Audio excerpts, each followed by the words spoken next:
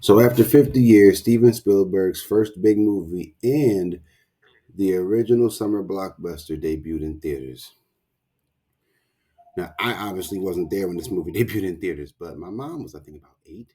But she remembers it still to this day, and it's actually kind of easy to understand why. So when I was a kid, Jaws was always kind of treated like a joke. Like whenever somebody was doing something or sneaking up on somebody, the like theme of the movie would often like be played, or somebody would like whistle it or da da da da. But in reality, it's actually a really great movie. And I honestly look at that movie as like I don't think there's a minute wasted. And at 2 hours and 10 minutes, that is a very impressive thing to do. And the movie has a good cast. Like the main three cast members do such a great job with the film. Roy Scheider as Brody, Robert Shaw as Quint, and Richard Dreyfuss as Hooper.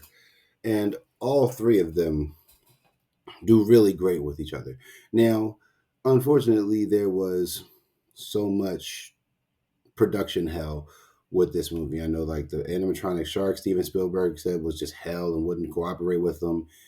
Then you had, uh, I believe, Robert Shaw had an alcohol problem, so some of that stuff caused tension between him and Dreyfus often, and apparently they just couldn't stand each other filming the movie. Thank God the movie finished, and just a lot of set problems, like actually filming on the Atlantic Ocean was probably a pain in the ass, given undercurrents, rip tides, and all kind of stuff like that. So just giving them the idea of like how frustrating the movie went, and I think it was shooting over its time limit. Like I think it went about a month or two over its shooting schedule.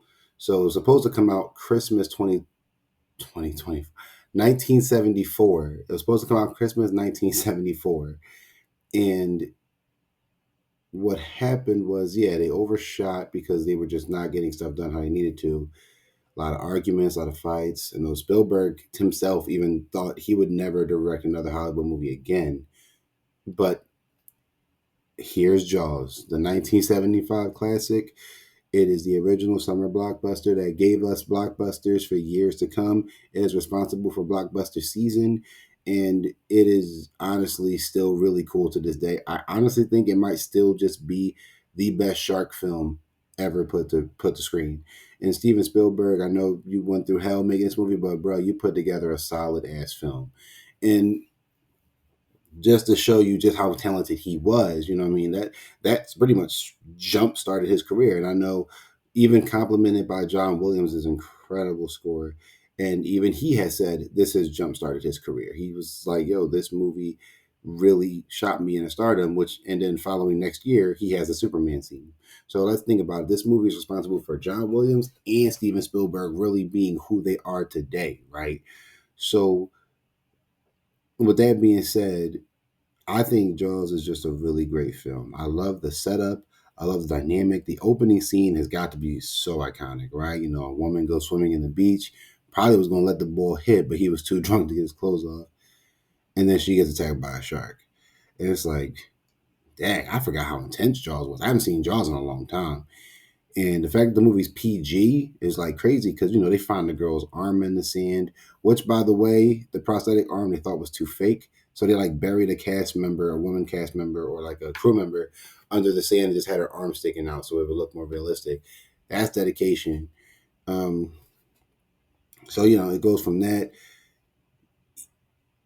The sheriff clearly knows it's a shark attack. Like he puts on her autopsy shark attack. But the mayor, because always the mayor's like, nah, bro, don't do that. But then again, he's paranoid now. He's paranoid. He's like, okay, we need to shut the waters down because I don't know. And then the mayor's like, don't do that. So he doesn't shut the waters down. And then a child gets killed, which is really crazy to think about. But the 70s, there wasn't no limits back then, I don't think. So a child being attacked by a shark and actually dying on screen in today's time frame, that would have been an R movie. Like, and the fact that it's PG and you see some blood splatters, like it looked like a real shark attack, like how sharks really eat stuff up and blood be just jumping everywhere. Like it looked crazy. And I was like, man, I forgot how bloody this movie could get too. And obviously, now that that happened, that's really sitting on the sheriff's mind. Like, he's like, man, I let this happen. What do we do now? The town's in panic because they're like, yo, we don't really get sharks in these parks, homie. And enter my favorite character in the film, Robert Shaw, as a seafarer. I mean, his performance is so cool. His introduction scene's really cool, in my opinion. I really like that opening scene when he shows up. And they just, he offers it on the table. Nobody really gives it to him, and he dips. We don't see him for a while after that. At least doesn't have any lines for a while. We see him like floating along the coast every now and then, but that's it. When Dreyfus shows up as the marine biologist, that's when things get interesting. Now we get the scientific aspect of it. You can tell they did a lot of work studying sharks, shark attacks, using actual real life instances to like influence the movie. And the town is putting up this bounty. Like, if you kill the shark that's in the area, you get like $3,000. These people bring back a tiger shark, and Dreyfus's character, being as cool as he is, figures out immediately, like, yo, this ain't the shark, bro. If anything, this is way too small. And it's like, oh, okay, bet. So the scene when they find out the shark they need to go kill is really cool too, because they find one of the ships from one of the people in the town. He swims under, he picks up the shark tooth, and it's like, that's not what I thought it was. That part scared the hell out of me, was when the dude's body like just shows up in the hole where the shark bit. I was like, oh, that joint got me. I ain't gonna lie. Even now, I forgot about that scene. Like I said, I haven't seen Jaws since I was like 10. So it's like 20 years now. So go with that what you want. And just to like the work that was put into the movie, the way it's shot, it feels so before its time. I don't know how I can explain it. Going into just how like good the movie is. I think that's what helps it a lot. Like, me, honestly, you could have said the 70s, you could have said the 80s. They probably could have been like, it looks like the 70s, but it was shot in 1990. Like, it doesn't look. Now, maybe because, they restored it for like today. So they put it in Dolby. So they like restored the image ratio, stuff like that, sounding, everything. So, I mean, maybe if I was like an original like DVD of Jaws or something, maybe it does look old. But in all honesty, I where are we going? So we get to the thing where they're like, okay, well, this is clearly a great work. We need somebody to do this. Then it attacks during the 4th of July weekend. And it's the kids that almost go this time. So now it's like, okay, now this is personal. The mayor's kids, the sheriff's kids, this is personal now. So now they actually do go to Robert Shaw and say, okay, look, we'll pay you the 10,000 that you asked for to kill the shark. Now it's him, these three. Now they're on the boat. Now this is where the movie starts to get like really good. In my opinion, the movie has so many setups to have people feel what they needed to feel to get us to where we are now. So the only person that really needed to feel something, to really have drive to go out into the sea, even though he didn't want to because he doesn't like the sea, is the sheriff. So his whole dynamic of getting built up to be out there is perfect. The seafarer, he is just a guy who likes to sea. And one of the best scenes, in my opinion, the best scene in the movie is coming up in a little bit. So then you have this marine biologist, they all go out together. So he knows the sea just because he studied it. One dude who just sails the sea, so he knows what he's doing on everything. And one dude who hates the sea, but he's the sheriff of a small town. What the hell are we going to do? And it's a great dynamic. You have like three different situations here. They're on the boat. They don't really get along. They kind of talk smack to each other. The real tension between Dreyfus and Shaw when they were on set really oozed into the movie, which gave the movie the effect, right? That does work. It makes it feel a little more real because it was. So yeah, it's kind of insane. Robert Shaw had like a drinking problem. Apparently, they say he's the nicest guy, complete gentleman when he was sober. He'd have like one drink. Next thing you know, bull was somebody different. All right, bet. And then I know after a bunch of stuff that went down on set, I know Robert Shaw actually felt really bad, called Steven Spielberg and actually apologized for it. And then the next day, he shoots the best scene in the movie in one take. That monologue is one of the coolest monologues in movie history. I love that monologue. 1,100 men go into the sea, 360 of us come out, the rest went to the sharks. That whole sequence, he did it in one take. It is phenomenal. It is like, wow, you really start to like this dude after that whole monologue. It's like, all right, he's kind of awesome. And then they start conducting, like the plan goes into effect. They got the shark. It's like this movie is just so deep. And the thing about this movie that I really like is the fact that there isn't really like a happy ending. Like they kill the shark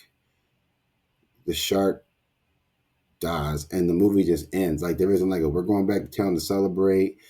And I mean, it's been 50 years since Jaws came out, so I could just say when the captain dies, it's not really treated like the sad moment. You're kind of like, dag, he just went.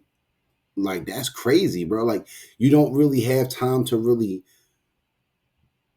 grieve the death because you're too busy realizing, yo, the shark is on bullshit. So they gotta really do what they gotta do. And the final standoff with the shark is so famous because, like, yeah, that's crazy. Like a great white just like munched on bull and dragged them into the sea and finished them off and probably swallowed them, keep it a buck. And now it's up to the dude that doesn't like being on the sea to finish the job, and he does for the sake that he has to.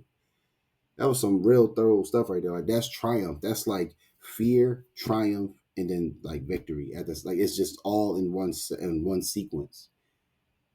So the most experienced dude on the sea is the one that gets off, and the dude that has no experience on the sea is the one that saves the day. But he didn't do it like easily. Like he had to work for that, John. Like you see what I'm saying? And then we find out, the marine biologist didn't die. So they see each other and they mention he's gone, but like it's not remorse in any way. The movie just ends there when they're like swimming back to go home. And I was like, you know what? I kind of like the fact there isn't just this big old celebration that the shark is dead. I think it's just like we know what it is now. They did the job. Now they're going back home. We know they're going to get thanked for it. We know the sheriff boy about to get the draws from his wife when he get in the crib because he was trying to fool around earlier in the movie. So it is what it is. So honestly, yeah, this movie goes really well. I know some people would probably say it's a little slow at first. I honestly don't think so. I think every scene in Jaws kind of counts to what we end up leading to. I will say for a 1975 animatronic shark, that damn thing looked good. That thing looks damn good. And the fact they actually, was filming in the water and having it in the water and doing all that stuff, bruh, a 25-foot animatronic shark is wild. That's like really wild. So to have something like that to just be in a movie back then and for it to look as good as it did, yo, bravo. Bravo for real. I know apparently he had like George Lucas, I believe two other directors in the room with him when they were putting it together. And I think it was George Lucas was like, "Yo, if you can get just half of this thing on screen, you got an epic movie on your hands." And that's exactly what happened. Because I know the animatronic shark was just not working out for them, and so I guess Spielberg said, just shoot whatever we can get with it. And I think the shark really only has like 4 minutes of screen time, but it's enough. Those 4 minutes are pivotal 4 minutes. They're pivotal 4 minutes, and you just get a lot of a thrill from this movie. Like I was in the theater, like I hadn't seen it before. I was like, "Dang man, kind of wow," and people were laughing, people were enjoying themselves, but people ultimately were happy at the end of the experience. So I wouldn't be surprised if Jaws this weekend is like one of the like highest grossing movies this weekend because it is a big film. And I know the movie made about 260 million upon release in 1975. I believe if you adjust that for inflation, Jaws might have made over $1 billion, like in today's money. I'm pretty sure. So that's an impressive feat, which made it the first big summer blockbuster. That started the summer blockbuster season, and now Jaws is responsible for like Jurassic Park and Independence Day and movies like that, just coming out and doing what they do to the box office and then going home, and making that a season of movies like that to do that. So let's just, look at Jaws for what it is. 50 years later, the movie's still great. It is a legendary film by a legendary director with a great cast of people. It launched Steven Spielberg's career for real, for real. It's not his first movie, but it's his first really big one. Same with John Williams. So we should be very thankful that Jaws happened, despite all the stuff that went down. It's still a really good film 50 years later. And I would definitely say people who like cinema, like cinemaphiles, would probably really like Jaws and understand the aspect of it. But people who don't really like films like that but still watch movies probably wouldn't like Jaws. And that's weird to say, but it is kind of a thing. People who love movies will like movies like Jaws, like I do. So, I definitely recommend it. It is a good time to just sit back and watch some character development, thrills, story, and just watch the whole thing come together.